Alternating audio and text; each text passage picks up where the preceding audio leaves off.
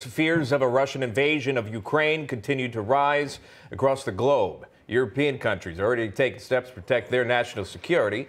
Now here in the States, the Secretary of State declaring costly penalties if Russia does indeed invade. A developing situation. For the latest, let's bring in our chief White House correspondent, James Rosen, live on the White House lawn. James?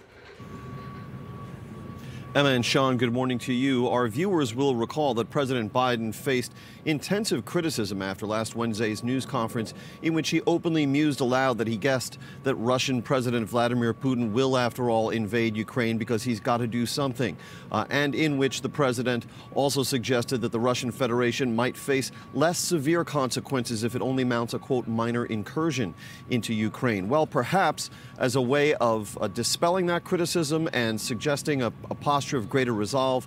Over the weekend, the president, after meeting with his advisors, his national security team at Camp David, some participating in person, others participating via remote video conference, it was let known by his aides that the president is now mulling over a deployment of between 1,000 and 5,000 U.S. forces, not to Ukraine per se, but the forces, if the decision is taken, would go to some other countries in the region, perhaps Poland, some of the Baltic states, as a way of showing resolve and placing troops right on the border with Russia, the very fear that the Russian president has supposedly expressed he does not wish to see happen along his borders.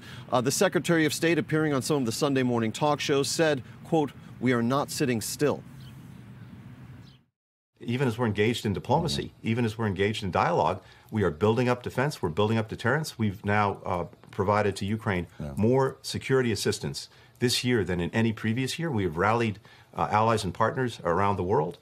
We are preparing massive consequences for Russia if it invades Ukraine again. So you have to do both at the same time. You build up your defense, you build up your deterrence on the one hand, you engage in diplomacy and dialogue on the other.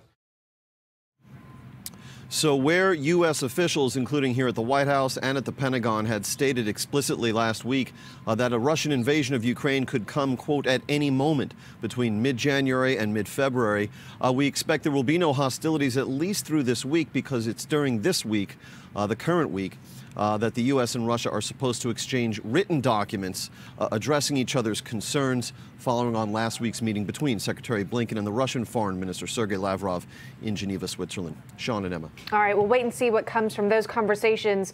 State Department press briefing scheduled for 2:30 this afternoon, so we'll get the very latest at that time. James Rosen, thank you very much for that report.